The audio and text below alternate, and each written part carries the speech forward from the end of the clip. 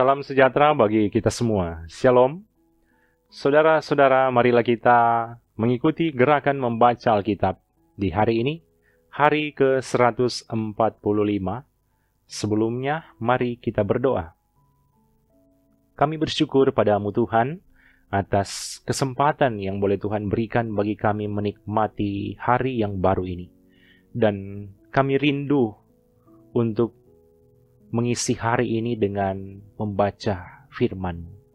Tuntunlah kami semua, supaya kami boleh fokus membaca firman-Mu, kami boleh memahami dengan baik, dan kami boleh melakukan dengan baik seturut dengan kehendak-Mu. Dalam nama Yesus Kristus kami berdoa. Amin. Ester pasal 1 sampai pasal yang keempat berkata begini. Pada zaman Ahasveros, dialah Ahasveros yang merajai 127 daerah, mulai dari India sampai ke Ethiopia. Pada zaman itu, ketika Raja Ahasveros bersemayam di atas takhta kerajaannya di dalam benteng Susan, pada tahun yang ketiga dalam pemerintahannya, diadakanlah oleh Baginda perjamuan bagi semua pembesar dan pegawainya, tentara Persia dan Media, kaum bangsawan dan pembesar daerah hadir di hadapan Baginda. Di samping itu, Baginda memamerkan kekayaan kemuliaan kerajaannya dan keindahan kebesarannya yang bersemarak berhari-hari lamanya sampai 180 hari. Setelah genap hari-hari itu, maka raja mengadakan perjamuan lagi 7 hari lamanya bagi seluruh rakyatnya yang terdapat di dalam benteng Susan, daripada orang besar sampai kepada orang kecil, bertempat di pelataran yang ada di taman istana kerajaan. Di situ tirai-mirai daripada kain lenan, mori halus dan kain ungu tua yang terikat dengan tali lenan halus dan ungu muda, bergantung pada tombol-tombol perak di tiang-tiang marmar putih. Sedang katil emas dan perak ditempatkan di atas lantai pualam, marmar putih dan gawang dan pelinggam. Minuman dihidangkan dalam piala emas yang beraneka warna, dan anggurnya ialah anggur minuman raja yang berlimpah-limpah, sebagaimana layak bagi raja. Adapun aturan minum ialah tiada dengan paksa, karena beginilah disyaratkan raja kepada semua bentara dalam, supaya mereka berbuat menurut keinginan tiap-tiap orang. Juga Wasti, sang ratu, mengadakan perjamuan bagi semua perempuan di dalam istana Raja Ahasveros. Pada hari yang ke-7, ketika raja riang gembira hatinya karena minum anggur, bertitahlah Baginda kepada Mehuman, Bista, Harbona, Bigta, Abagta, Setar, dan Karkas, yakni ke-7 sida-sida yang bertugas di hadapan Raja Ahasveros, supaya mereka membawa Wasti sang ratu dengan memakai mahkota kerajaan menghadap raja untuk memperlihatkan kecantikannya kepada sekalian rakyat dan pembesar-pembesar, karena sang ratu sangat elok rupanya. Tetapi Ratu Wasti menolak untuk menghadap menurut titah raja yang disampaikan oleh sida-sida itu, sehingga sangat geramlah raja dan berapi-apilah murkanya. Maka bertanyalah raja kepada orang-orang arif bijaksana, orang-orang yang mengetahui kebiasaan zaman, karena demikianlah biasanya masalah-masalah raja dikemukakan kepada para ahli undang-undang dan hukum. Adapun yang terdekat kepada Baginda ialah Karsena, Setar, Atmata, Tarsis, Meres, Marsena, dan Memukan, ke-7 pembesar Persia dan Media, yang boleh memandang wajah raja dan yang mempunyai kedudukan yang tinggi di dalam kerajaan. Tanya raja, apakah yang harus diperbuat atas Ratu Wasti menurut undang-undang? Karena tidak dilakukannya titah Raja Ahasveros yang disampaikan oleh sida-sida, maka sembah Memukan di hadapan raja dan para pembesar itu. Wasti, sang ratu, bukan bersalah kepada raja saja, melainkan juga kepada semua pembesar dan segala bangsa yang di dalam segala daerah Raja Ahasweros. Karena kelakuan sang ratu itu akan merata kepada semua perempuan, sehingga mereka tidak menghiraukan suaminya. Apabila diceritakan orang, Raja Ahasweros menitakan supaya Wasti sang ratu dibawa menghadap kepadanya, tetapi ia tidak mau datang. Pada hari ini juga, istri para pembesar raja di Persia dan Media yang mendengar tentang kelakuan sang ratu akan berbicara tentang hal itu kepada suaminya, sehingga berlarut-larutlah penghinaan dan kegusaran. Jikalau baik pada pemandangan raja, hendaklah dikeluarkan suatu titah kerajaan dari hadapan baginda dan dituliskan di dalam undang-undang Persia dan Media, sehingga tidak dapat dicabut kembali bahwa Wasti dilarang menghadap Raja Ahasweros dan bahwa raja akan mengeruniakan kedudukannya sebagai ratu kepada orang lain yang lebih baik daripadanya. Bila keputusan yang diambil raja kedengaran di seluruh kerajaannya, alangkah besarnya kerajaan itu, maka semua perempuan akan memberi hormat kepada suami mereka, daripada orang besar sampai kepada orang kecil. Usul itu dipandang baik oleh raja serta para pembesar. Jadi, bertindaklah raja sesuai dengan usul memukan itu. Dikirimkanlah oleh baginda surat-surat ke segenap daerah kerajaan, tiap-tiap daerah menurut tulisannya, dan tiap-tiap bangsa menurut bahasanya. Bunyinya, setiap laki-laki harus menjadi kepala dalam rumah tangganya dan berbicara menurut bahasa bangsanya. Sesudah peristiwa-peristiwa ini, setelah kepanasan murka Raja Ahasweros surut, terkenanglah baginda kepada Wasti dan yang dilakukannya, dan kepada apa yang diputuskan atasnya. Maka sembah para biduanda raja yang bertugas pada baginda. Hendaklah orang mencari bagi raja gadis-gadis, yaitu anak-anak dara yang elok rupanya. Hendaklah raja menempatkan kuasa-kuasa di segenap daerah kerajaannya, supaya mereka mengumpulkan semua gadis, anak-anak dara yang elok rupanya, di dalam benteng Susan, di balai perempuan, di bawah pengawasan Hegai, sida-sida raja. Penjaga para perempuan hendaklah diberikan wangi-wangian kepada mereka. Dan gadis yang terbaik pada pemandangan raja, baiklah dia menjadi ratu ganti Wasti. Hal itu dipandang baik oleh raja, dan dilakukanlah demikian. Pada waktu itu, ada di dalam benteng Susan seorang Yahudi yang bernama Mordekai bin Yair bin Simei bin Kis, seorang Benyamin, yang diangkut dari Yerusalem sebagai salah seorang buangan yang turut dengan Yekonya, Raja Yehuda, ketika ia diangkut ke dalam pembuangan oleh Raja Nebukadnezar, Raja Babel. Mordekai itu pengasuh Hadasa, yakni Ester, anak saudara ayahnya. Sebab anak itu tidak beribu bapa lagi. Gadis itu elok perawakannya dan cantik parasnya. Ketika ibu bapanya mati, ia diangkat sebagai anak oleh Mordekai. Setelah titah dan undang-undang raja tersiar dan banyak gadis dikumpulkan di dalam benteng Susan, di bawah pengawasan Hegai, maka Ester pun dibawa masuk ke dalam istana raja, di bawah pengawasan Hegai, penjaga para perempuan. Maka gadis itu sangat baik pada pemandangannya dan menimbulkan kasih sayangnya, sehingga Hegai segera memberikan wangi-wangian dan pelabur kepadanya, dan juga 7 orang dayang-dayang yang terpilih dari isi istana raja. Kemudian memindahkan dia dengan dayang-dayangnya ke bagian yang terbaik di dalam balai perempuan. Ester tidak memberitahukan kebangsaan dan asal-usulnya karena dilarang oleh Mordekai. Tiap-tiap hari berjalan-jalanlah Mordekai di depan pelataran balai perempuan itu untuk mengetahui bagaimana keadaan Ester dan apa yang akan berlaku atasnya.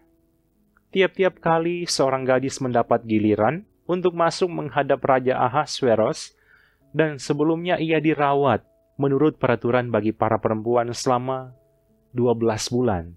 Sebab seluruh waktu itu digunakan untuk pemakaian wangi-wangian. 6 bulan untuk memakai minyak mur, dan 6 bulan lagi untuk memakai minyak kasai, serta lain-lain wangi-wangian perempuan. Lalu gadis itu masuk menghadap raja, dan segala apa yang dimintanya harus diberikan kepadanya untuk dibawa masuk dari balai perempuan ke dalam istana raja. Pada waktu petang, ia masuk, dan pada waktu pagi, ia kembali. Tetapi sekali ini ke dalam balai perempuan yang kedua, di bawah pengawasan Saasgas, sida-sida raja, penjaga para gundik. Ia tidak diperkenankan masuk lagi menghadap raja, kecuali jikalau raja berkenan kepadanya, dan ia dipanggil dengan disebutkan namanya. Ketika Ester, anak Abihail, yakni saudara ayah Mordekai, yang mengangkat Ester sebagai anak, mendapat giliran untuk masuk menghadap raja, maka ia tidak menghendaki sesuatu apapun selain daripada yang dianjurkan oleh Hegai, sida-sida raja penjaga para perempuan. Maka Ester dapat menimbulkan kasih sayang pada semua orang yang melihat dia. Demikianlah Ester dibawa masuk menghadap Raja Ahasveros ke dalam istananya pada bulan yang ke-10, yakni bulan Tebet, pada tahun yang ke-7 dalam pemerintahan Baginda. Maka Ester dikasihi oleh Baginda lebih daripada semua perempuan lain, dan ia beroleh sayang dan kasih Baginda lebih daripada semua anak darah lain, sehingga Baginda mengenakan mahkota kerajaan ke atas kepalanya dan mengangkat dia menjadi ratu ganti wasti. Kemudian diadakanlah oleh Baginda suatu perjamuan bagi semua pembesar dan pegawainya, yakni perjamuan karena Ester, dan Baginda menitahkan kebebasan pajak bagi daerah-daerah, serta mengaruniakan anugerah sebagaimana layak bagi raja. Selama anak-anak darah dikumpulkan untuk kedua kalinya, Mordekai duduk di pintu gerbang istana raja. Adapun Ester tidak memberitahukan asal-usul dan kebangsaannya seperti diperintahkan kepadanya oleh Mordekai, sebab Ester tetap berbuat menurut perkataan Mordekai seperti pada waktu ia masih dalam asuhannya. Pada waktu itu, ketika Mordekai duduk di pintu gerbang istana raja, sakit hatilah Bigtan dan Teres, dua orang sida-sida raja yang termasuk golongan penjaga pintu. Lalu berikhtiarlah mereka untuk membunuh Raja Ahasveros. Tetapi perkara itu dapat diketahui oleh Mordekai, lalu diberitahukannya lah kepada Ester sang ratu, dan Ester mempersembahkannya kepada raja atas nama Mordekai. Perkara itu diperiksa, dan ternyata benar, maka kedua orang itu disulahkan pada tiang, dan peristiwa itu dituliskan di dalam kitab sejarah di hadapan raja. Sesudah peristiwa-peristiwa ini, maka Haman bin Hamedata, orang Agag, dikaruniailah kebesaran oleh Raja Ahasveros, dan pangkatnya dinaikkan, serta kedudukannya ditetapkan di atas semua pembesar yang ada di hadapan Baginda. Dan semua pegawai raja yang di pintu gerbang istana raja berlutut dan sujud kepada Haman, sebab demikianlah diperintahkan raja tentang dia. Tetapi Mordekai tidak berlutut dan tidak sujud. Maka para pegawai raja yang di pintu gerbang istana raja berkata kepada Mordekai, "Mengapa engkau melanggar perintah raja?" Setelah mereka menegur dia berhari-hari dengan tidak didengarkannya juga, maka hal itu diberitahukan merekalah kepada Haman untuk melihat apakah sikap Mordekai itu dapat tetap, sebab ia telah menceritakan kepada mereka bahwa ia orang Yahudi. Ketika Haman melihat bahwa Mordekai tidak berlutut dan sujud kepadanya, maka sangat panaslah hati Haman. Tetapi ia menganggap dirinya terlalu hina untuk membunuh hanya Mordekai saja, karena orang telah memberitahukan kepadanya kebangsaan Mordekai itu. Jadi, Haman mencari ikhtiar memunahkan semua orang Yahudi, yakni bangsa Mordekai itu di seluruh kerajaan Ahasveros. Dalam bulan pertama, yakni bulan Nisan, dalam tahun yang ke-12 zaman Raja Ahasveros, orang membuang pur, yakni undi di depan Haman. hari demi hari, dan bulan demi bulan, sampai jatuh pada bulan yang ke-12, yakni bulan Adar. Maka sembah Haman kepada Raja Ahasveros. Ada suatu bangsa yang hidup tercerai-berai dan terasing di antara bangsa-bangsa di dalam seluruh daerah kerajaan Tuanku. Dan hukum mereka berlainan dengan hukum segala bangsa. Dan hukum raja tidak dilakukan mereka, sehingga tidak patut bagi raja membiarkan mereka leluasa. Jikalau baik pada pemandangan raja, hendaklah dikeluarkan surat tita untuk membinasakan mereka. Maka hamba akan menimbang perak 10.000 talenta dan menyerahkannya kepada tangan para pejabat yang bersangkutan, supaya mereka memasukkannya ke dalam perbendaharaan raja. Maka raja mencabut cincin meterainya dari jarinya, lalu diserahkannya kepada Haman bin Hamedata, orang Agag, seteru orang Yahudi itu. Kemudian tita raja kepada Haman, perak itu terserah kepadamu, juga bangsa itu untuk kau perlakukan, seperti yang kau pandang baik. Maka dalam bulan yang pertama pada hari yang ke-13, dipanggillah para panitera raja. Lalu, sesuai dengan segala yang diperintahkan Haman, ditulislah surat kepada wakil-wakil raja, kepada setiap bupati yang menguasai daerah, dan kepada setiap pembesar bangsa, yakni kepada tiap-tiap daerah menurut tulisannya, dan kepada tiap-tiap bangsa menurut bahasanya. Surat itu ditulis atas nama Raja Ahasveros, dan dimeterai dengan cincin meterai raja. Surat-surat itu dikirimkan dengan perantaraan pesuruh-pesuruh cepat ke segala daerah kerajaan, supaya dipunahkan, dibunuh, dan dibinasakan semua orang Yahudi, daripada yang muda sampai kepada yang tua, bahkan anak-anak dan perempuan-perempuan, pada satu hari juga, pada tanggal 13 bulan yang ke-12, yakni bulan Adar, dan supaya dirampas harta milik mereka. Salinan surat itu harus diundangkan di dalam tiap-tiap daerah, lalu diumumkan kepada segala bangsa, supaya mereka bersiap-siap untuk hari itu. Maka dengan tergesa-gesa, berangkatlah pesuruh-pesuruh cepat itu atas tita raja, dan undang-undang itu dikeluarkan di dalam benteng Susan. Sementara itu raja serta Haman duduk minum-minum, tetapi kota Susan menjadi gempar. Setelah Mordekai mengetahui segala yang terjadi itu, ia mengoyakkan pakaiannya, lalu memakai kain kabung dan abu, kemudian keluar berjalan di tengah-tengah kota, sambil melolong-lolong dengan nyaring dan pedih. Dengan demikian, datanglah ia sampai ke depan pintu gerbang istana raja, karena seorang pun tidak boleh masuk pintu gerbang istana raja dengan berpakaian kain kabung. Di tiap-tiap daerah kemana tita dan undang-undang raja telah sampai, ada perkabungan yang besar di antara orang Yahudi, disertai puasa dan ratap tangis. Oleh banyak orang dibentangkan kain kabung dengan abu sebagai lapik tidurnya. Ketika dayang-dayang dan sida-sida Ester memberitahukan hal itu kepadanya, maka sangatlah risau hati sang ratu. Lalu dikirimkannyalah pakaian, supaya dipakaikan kepada Mordekai, dan supaya ditanggalkan kain kabungnya daripadanya. Tetapi tidak diterimanya. Maka Ester memanggil Hatta, salah seorang sida-sida raja yang ditetapkan baginda melayani dia, lalu memberi perintah kepadanya, menanyakan Mordekai, untuk mengetahui apa artinya dan apa sebabnya hal itu. Lalu keluarlah Hatta mendapatkan Mordekai di lapangan kota yang di depan pintu gerbang istana raja. Dan Mordekai menceritakan kepadanya segala yang dialaminya, serta berapa banyaknya perak yang dijanjikan oleh Haman akan ditimbang untuk perbendaharaan raja sebagai harga pembinasaan orang Yahudi. Juga salinan surat undang-undang yang dikeluarkan di Susan untuk memunahkan mereka itu diserahkannya kepada Hatta, supaya diperlihatkan dan diberitahukan kepada Ester. Lagi pula Hatta disuruh menyampaikan pesan kepada Ester, supaya pergi menghadap raja untuk memohon karunia-Nya dan untuk membela bangsanya di hadapan baginda. Lalu masuklah Hata dan menyampaikan perkataan Mordekai kepada Ester.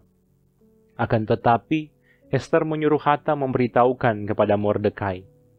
Semua pegawai raja serta penduduk daerah-daerah kerajaan mengetahui bahwa bagi setiap laki-laki atau perempuan yang menghadap raja di pelataran dalam dengan tiada dipanggil, hanya berlaku satu undang-undang, yakni hukuman mati. Hanya orang yang kepadanya raja mengulurkan tongkat emas yang akan tetap hidup. Dan aku selama 30 hari ini tidak dipanggil menghadap raja. Ketika disampaikan orang perkataan Ester itu kepada Mordekai, maka Mordekai menyuruh menyampaikan jawab ini kepada Ester. Jangan kira, karena engkau di dalam istana raja, hanya engkau yang akan terluput dari antara semua orang Yahudi. Sebab sekalipun engkau pada saat ini berdiam diri saja, bagi orang Yahudi akan timbul juga pertolongan dan kelepasan dari pihak lain, dan engkau dengan kaum keluargamu akan binasa. Siapa tahu, mungkin justru untuk saat yang seperti ini, engkau beroleh kedudukan sebagai ratu. Maka Ester menyuruh menyampaikan jawab ini kepada Mordekai. Pergilah, kumpulkanlah semua orang Yahudi yang terdapat di Susan, dan berpuasalah untuk aku. Janganlah makan dan janganlah minum 3 hari lamanya, baik waktu malam, baik waktu siang. Aku serta dayang-dayangku pun akan berpuasa demikian, dan kemudian aku akan masuk menghadap raja. Sungguh pun berlawanan dengan undang-undang. Kalau terpaksa aku mati, biarlah aku mati. Maka pergilah Mordekai, dan diperbuatnyalah tepat seperti yang dipesankan Ester kepadanya. Mari kita berdoa. Ya Tuhan Allah yang kami kenal lewat Yesus Kristus, kami sungguh bersyukur karena boleh diberikan kesempatan sudah ambil bagian membaca firman-Mu. Biarlah firman ini semakin memperbaharui kehidupan kami di hadapan Engkau ya Tuhan. Tuntun kami supaya kami selalu lapar dan haus akan firman-Mu Tuhan. Tuntun kami dan perbaharuilah hidup kami di hadapan Engkau. Diberkatilah semua anggota jemaat yang meluangkan waktu mengikuti gerakan membaca Alkitab ini. Tuhan kiranya berkati mereka bersama dengan keluarga mereka masing-masing. Ini doa kami Tuhan, dalam nama Yesus Kristus kami berdoa. Amin. Terima kasih saudara-saudara yang sudah mengikuti gerakan membaca Alkitab di hari ini. Tuhan Yesus pasti memberkati kita semua bersama dengan keluarga kita masing-masing. Shalom.